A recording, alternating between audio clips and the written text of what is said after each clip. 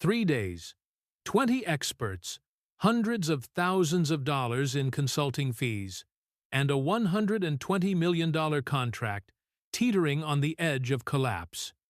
Inside the top-floor boardroom of Harrison Robotics, the air was as heavy as the fog over San Francisco Bay. Error charts bled red, and tangled lines of code flickered across a massive LED screen like a stubborn storm that refused to clear. Just when everyone seemed ready to accept defeat, the door eased open. A man in a faded gray uniform stepped in, a mop in his left hand, one earbud dangling from his ear. He glanced up at the whiteboard, narrowing his eyes, as if he'd just spotted something no one else could see. This was Daniel Hayes, the night shift janitor of the building, and in the next few minutes, he would do what 20 experts could not: turn the entire situation around with nothing but a marker and a few strokes. What he didn't know was that, at the far end of the hallway, Olivia Harrison, the coldest CEO in Silicon Valley, had been standing there all along, watching his every move. And what she was about to do next, it would change both their stories forever. The sound of heels clicked steadily against the polished wooden floor, cutting through the tense murmurs of engineers struggling to find a solution. Olivia Harrison, 42, stood at the head of a long conference table cluttered with laptops, papers, and cups of cold coffee. Her black hair was pinned in a tight bun, her charcoal gray suit tailored to precision, and her eyes sharp as blades swept across every face. "We've spent 3 days, held 6 emergency meetings, and burned through $500,000 in consulting fees. And what do we have now? A mess." Her voice was as cold as the morning wind over the Golden Gate Bridge. No one spoke. Sweat-dotted foreheads. Some stared down at their screens, avoiding her gaze. On the massive LED board, error charts glowed crimson, and lines of chaotic code flickered like a portrait of failure. Olivia took a breath, stepped toward the door. 5 minutes. I want a solution, not another apology. The door closed softly behind her, leaving the bitter smell of burnt coffee and the crushing weight of pressure. Out in the hallway, Daniel Hayes bent down to pick up a soda can that had rolled out of an overfilled trash bin. His faded gray uniform, worn-out shoes, and one dangling earbud made him look like any other night janitor. But his eyes weren't on the trash. They were locked on the whiteboard inside the conference room, where a tangle of equations waited like a riddle begging to be solved. Daniel, 36, night janitor at Harrison Robotics. Few knew he had once been a top AI student at Stanford University, first in his class, until life handed him a far harder test: the sudden death of his young wife and raising their 3-year-old daughter, Emily, alone. When the lights in the conference room still burned, but the engineers had left in silence, Daniel stepped inside. He set his mop in the corner and walked up to the board. The equations sprawled across it like a battlefield, twisted logic loops and distorted data sets. He raised his cleaning rag, then stopped. "Wait," he murmured. It wasn't textbook logic, it was instinct. Something was wrong at the very foundation of the model. He picked up a red marker, sketched a sigmoid curve, circled 2 swapped variables, and underlined a misweighted node. Then he stepped back, arms crossed, and nodded. "They've been looking at this backwards." A woman's voice came from behind him, calm, but laced with steel. "And you think you've got it, right?" Daniel turned. Olivia Harrison stood in the doorway, her gaze cold but studying him closely. "I wasn't trying to mess with anything," Daniel said quickly. "Just saw something off." Olivia stepped closer, her eyes fixed on the red marks. Without another word, she pulled a tablet from her pocket, entered the adjustments exactly as Daniel had drawn them. 8 seconds passed. Accuracy up 18.4%. Error reduction over 60%, she said flatly. For the first time, her eyes lingered on him. Daniel Hayes. Position: night janitor. Education: Stanford, left in junior year. Status: widower, single father to a 6-year-old daughter. Do you understand what you've just done? Daniel shrugged lightly. I wasn't trying to step on anyone's toes. Just figured, if the bathtub's clogged, don't pour in more hot water. Try unclogging the drain first. The corner of Olivia's mouth twitched, not quite a smile, but warmer than ice. Tomorrow, 8 a.m., conference room C. You'll be on the observer list. I don't need to. This isn't a suggestion, Mr. Hayes. It's an instruction. Daniel opened his mouth to mention Emily, but Olivia was already turning away. Before disappearing through the door, she added, Give your daughter one more reason to be proud of her father. He stood there, frozen for a moment. He looked at the red scribbles on the board, then at the mop in the corner, and let out a small chuckle. Guess you're getting a raise, old friend. At 10 minutes to 8 the next morning, Daniel Hayes stood outside Conference Room C at Harrison Robotics, wearing the cleanest button-down shirt he owned, still with a faint coffee stain at the hem. His worn leather satchel hung from one shoulder.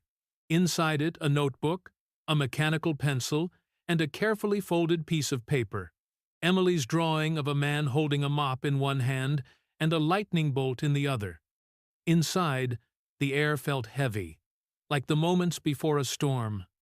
Engineers, project managers, and data analysts clustered around the oval table, the main screen filled with diagrams, charts, and updated timelines.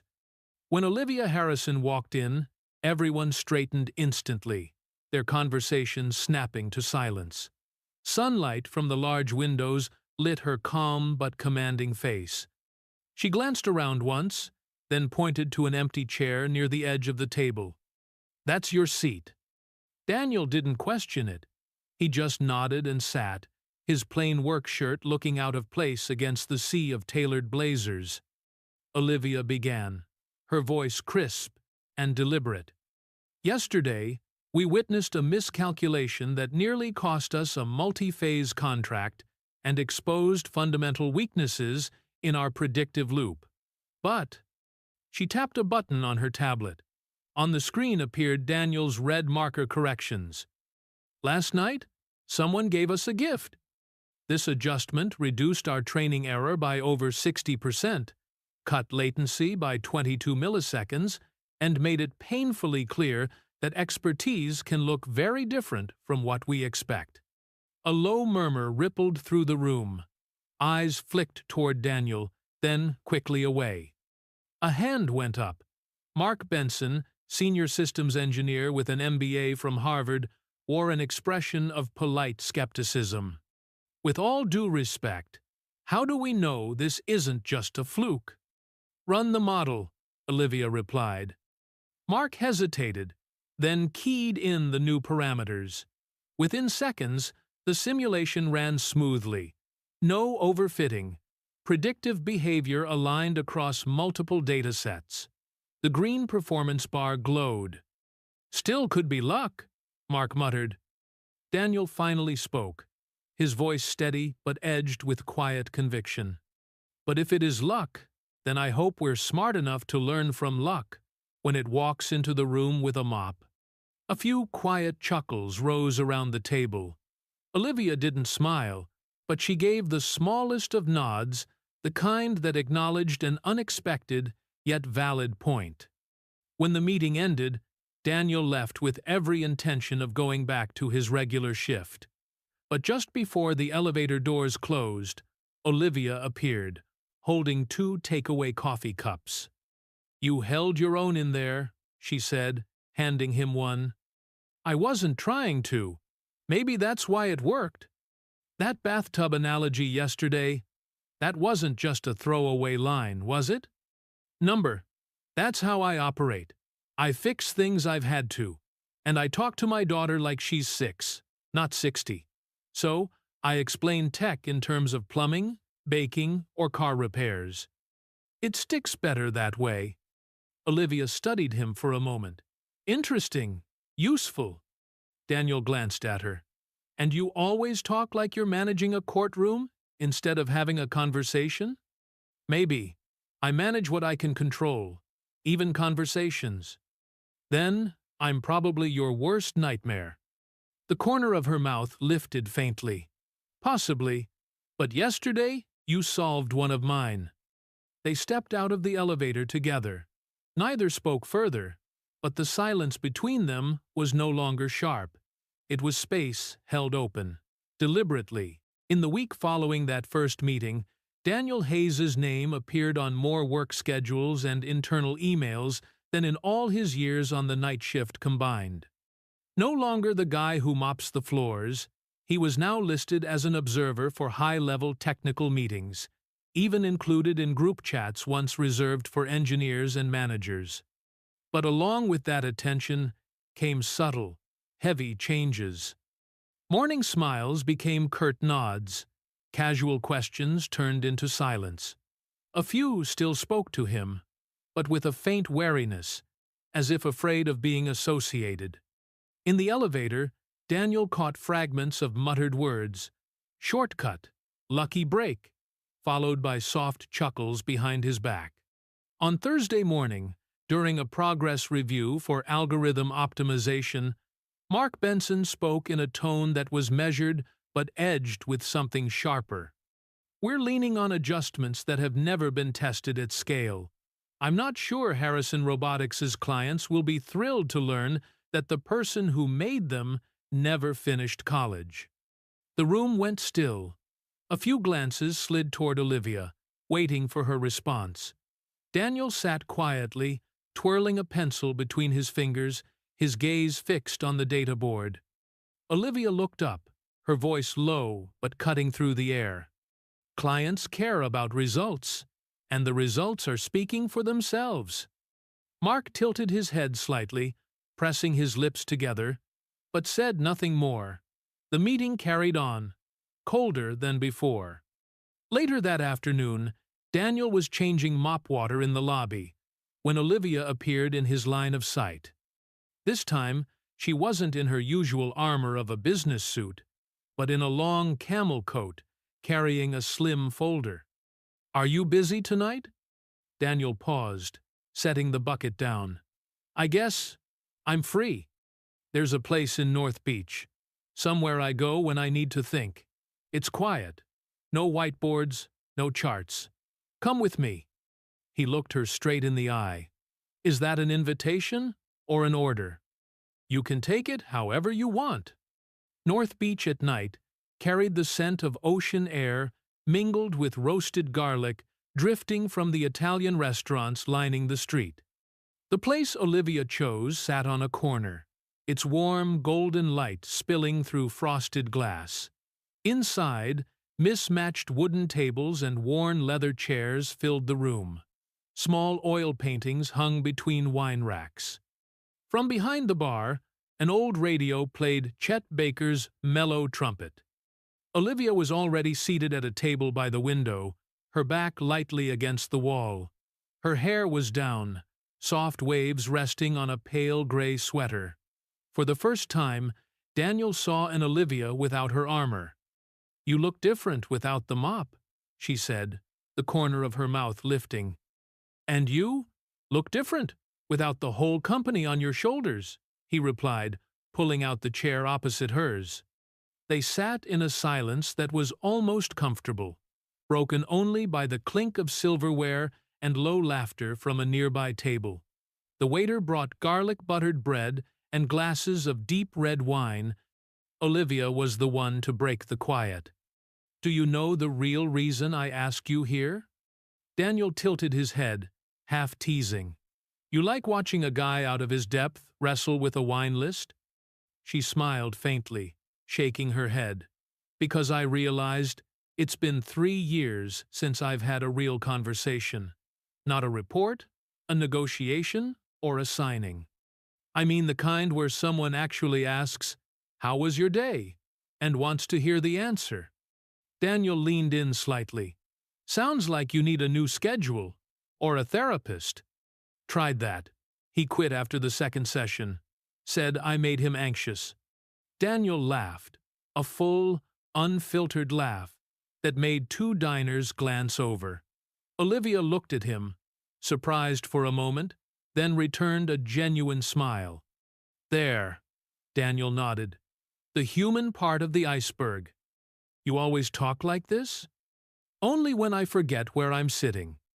Dinner moved along with scattered stories that somehow pulled two distant lives closer. Childhood in San Jose. Emily's uncanny ability to win any argument. A battered college book Daniel still kept. The movie Olivia had walked out of because she couldn't stand the ending. When Daniel spoke of cold winter mornings scented with cinnamon that brought back his wife's voice, Olivia stayed silent. She answered with a story about her mother. A woman who taught her that emotion is a luxury in a suit. Outside, a light fog was slipping through the streets. When they left the restaurant, the ocean breeze was sharp, but their steps slowed, as if neither wanted the night to end. At the corner where they parted, Olivia said, "Tomorrow, I want you in a more important meeting. Be ready. And don't be surprised if some people aren't happy you're there." Daniel simply nodded. But as she walked away, he knew one thing for certain. This was no longer just a CEO and janitor dynamic. Something between them was shifting. The next day, a thin veil of fog hung over San Francisco like a white curtain. Harrison Robotics was already lit from early morning, the blue glow of server screens pulsing like the steady heartbeat of a giant machine. Daniel Hayes stepped out of the elevator onto the 21st floor, where the strategic conference room was located. Unlike his first day, today he wore a brand new light blue shirt, the collar still bearing faint store creases.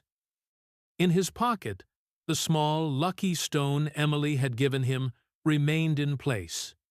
The moment he entered the room, he felt the difference. A long oval glass table stretched nearly the length of the space, a massive LED wall displaying a global map of AI projects. Around it sat the most powerful figures in the company: product heads, lead engineers, the CFO, and even board representatives. The low murmur of conversation ceased as Olivia walked in. She didn't sit immediately, but gestured toward an empty chair near the end of the table. "That's your seat." Mark Benson raised an eyebrow, his displeasure barely hidden as Daniel sat down. Olivia opened the meeting. "We're here because the neural lag issue, the latency in our machine learning loop, still hasn't been fully resolved. So far, no one's found a viable solution." A new slide appeared on the screen, showing Daniel's revised model. Olivia continued, "This is the optimized version," Hayes proposed. Mark folded his arms, speaking in a detached tone. "We've reviewed it. The logic is sound, but we won't be implementing it." Olivia tilted her head. "Reason? It's untested at scale, no precedent. And," his gaze slid toward Daniel, "we're talking about code written by someone without an engineering degree, someone who's never run a production deployment." The air cooled. A few reluctant nods went around the table. Daniel sat still for a few seconds before speaking, his voice steady. Not loud, but carrying clearly. "I get it. I'm not the person you expected.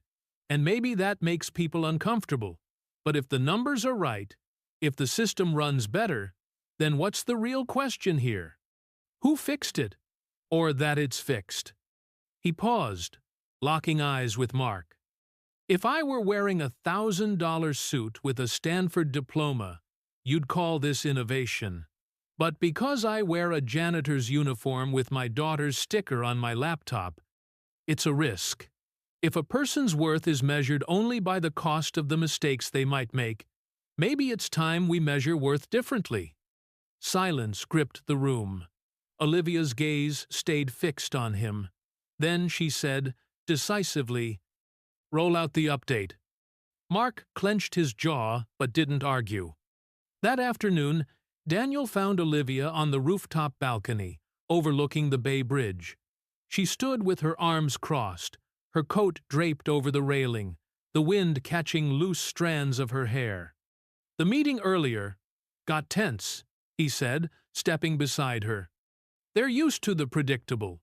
"You're not," Olivia replied, still looking at the horizon. "So, why stick your neck out for me?" She turned toward him, her eyes softer for the first time that day. "Because you remind me of something I used to believe in before I traded it for board seats and slide decks." "What's that?" "That talent doesn't need permission to exist." Daniel gave a faint smile. "Nice idea. Dangerous in the wrong hands." "So is silence." The wind picked up, carrying the briny scent of the bay between them. Neither spoke again, but there was no mistaking it. The thread between them had just pulled tighter. 3 days later, the Harrison Robotics building was lit long before sunrise. The atmosphere was unlike any ordinary day. People moved faster, spoke in lower tones, and the constant clatter of keyboards echoed like a drumbeat before battle. Today, the company would present its upgraded AI system to a strategic client group from Seattle, the kind of audience whose signature could secure a multi-million-dollar contract, or whose doubt could deal a devastating blow. Daniel arrived early at the 18th floor conference hall. The room was vast, with high ceilings and cold white lights glinting off the long glass table. A massive LED wall dominated the front, displaying the AI interface charts, metrics, and pulsing status bars. He took his place at the technical station in the back, headset on, eyes scanning the laptop screen. His heartbeat was fast, but his hands remained steady. In his shirt pocket, the small lucky stone from Emily sat like a quiet reminder of how far he'd come. Olivia stepped onto the stage, dressed in a minimalist black suit, no jewelry except a slim watch at her wrist. Her voice rang clear through the mic. "Thank you for being here.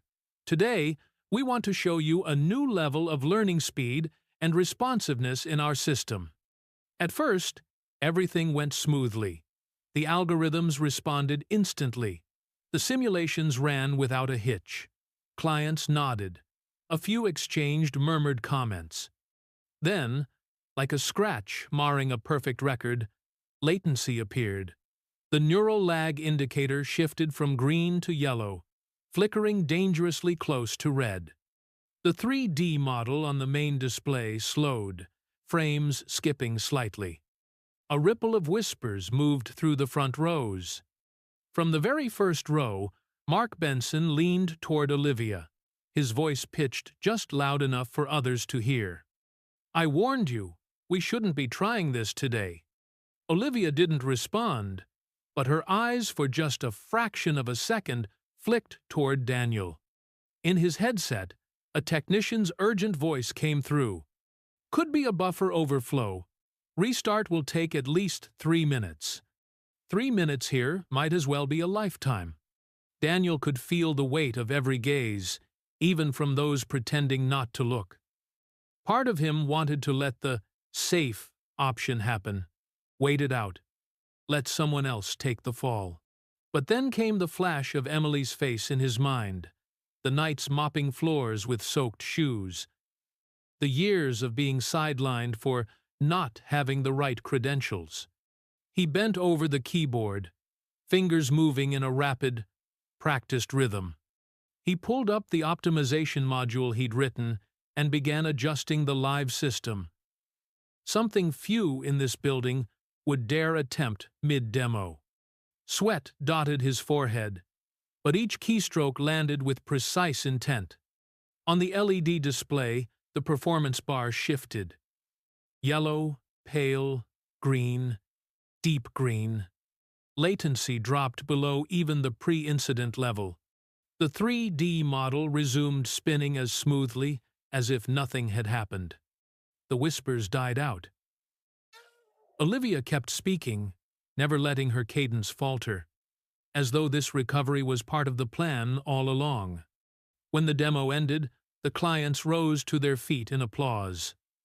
The Seattle representative stepped forward and shook Olivia's hand firmly.